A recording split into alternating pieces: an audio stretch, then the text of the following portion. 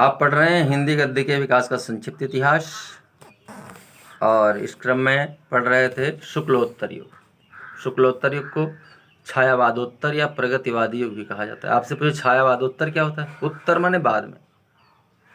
उत्तर एक दिशा भी होती है, उत्तर एक जवाब भी होता है, उत्तर का मतलब बाद में भी होता है। तो बच्चों इस तरह के 2 नंबर का प्रश्न परीक्षाओं में आता है और कोई ज़रूरी नहीं कि कोरोना आपके परीक्षा के समय भी रहे, इसलिए मन लगा के पढ़िए। आप लोग कोई जिज्ञासा हो प्रश्न पूछिए।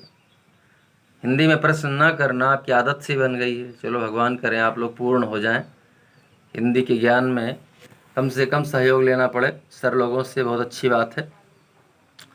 तो यहाँ पढ़ रहे थे शुक्लोत्तर युग। तो आपने पढ़ लिया था निबंध नाटक कहानी के अतिरिक्त अन्य विधाओं के बारे में भी। आगे इसमें नाटक के विषय में कहा गया है, आधुनिक युग में हिंदी नाटक व रंगमंच जीवन के यथार्थ से जुड़कर नई दिशा की ओर उन्मुख। उन्मुख माने मुख किसी की ओर कर लेना तो कहते हैं उन्मुख, और उन्मुख का उल्टा होता है परांगमुख या विमुख। विमुख भी कह सकते हो, उल्टा हो जाना। तो हिंदी नाटक और रंगमंच जीवन यथार्थ माने जीवन की वास्तविकता से जुड़ गया, जीवन की वास्तविकता से जुड़ गया। तो फिर कौन कौन से प्रमुख हिंदी नाटककार इस काल के? उपेंद्र नाथ अस्क, विष्णु प्रभाकर, जगदीश चंद्र माथुर, धर्मवीर भारती, लक्ष्मी नारायण लाल, मोहन राकेश इस काल के प्रमुख हिंदी नाटककार।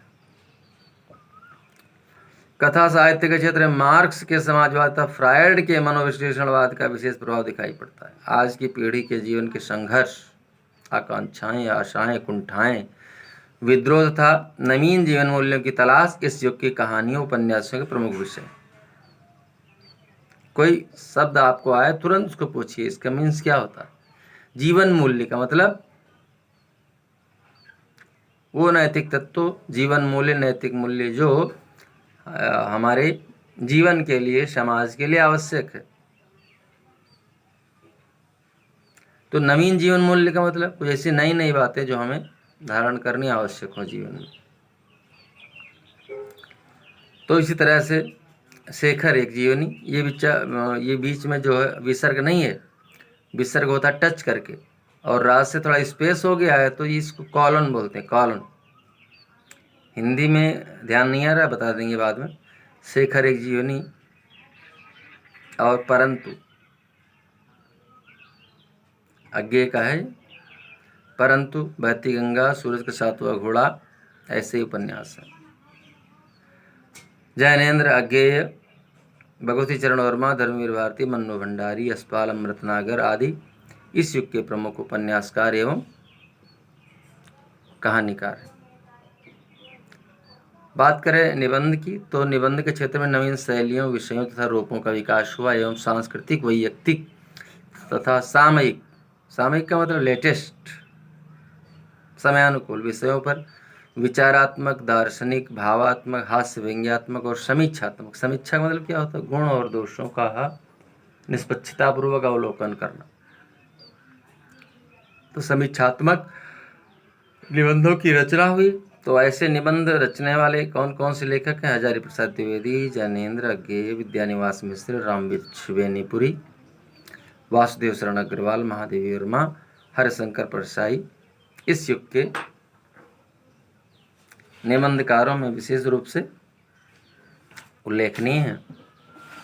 और अब आइए बच्चों देखते हैं अगला क्रम।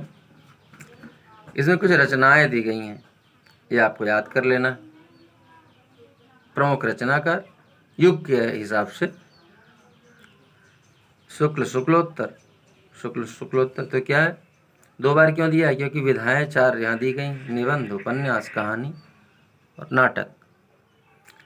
तो शुक्ल युग में प्रमुख निबंधकार कौन है? आचार्य रामचंद्र शुक्ल, रचना है चिंतामणि। दूसरे कौन है? गुलाब राय, ठलुआ क्लब।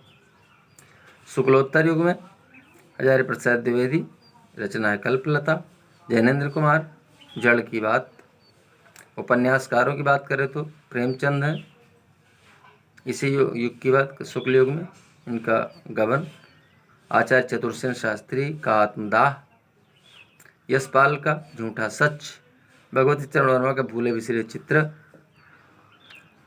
इसी तरह से कहानियों की बात करें तो शुक्लयुग में जयशंकर प्रसाद का पुरस्कार है, प्रेमचंद का पंच परमेश्वर है, शुक्लोत्तर युग में इलाचंद्र जोशी की आहुति, राजेंद्र यादव की प्रतीक्षा।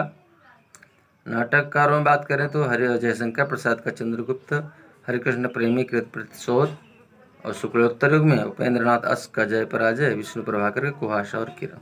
कुछ पत्र पत्रिकाएं बच्चों, इसका अवलोकन कल करेंगे। आज यहीं तक, धन्यवाद।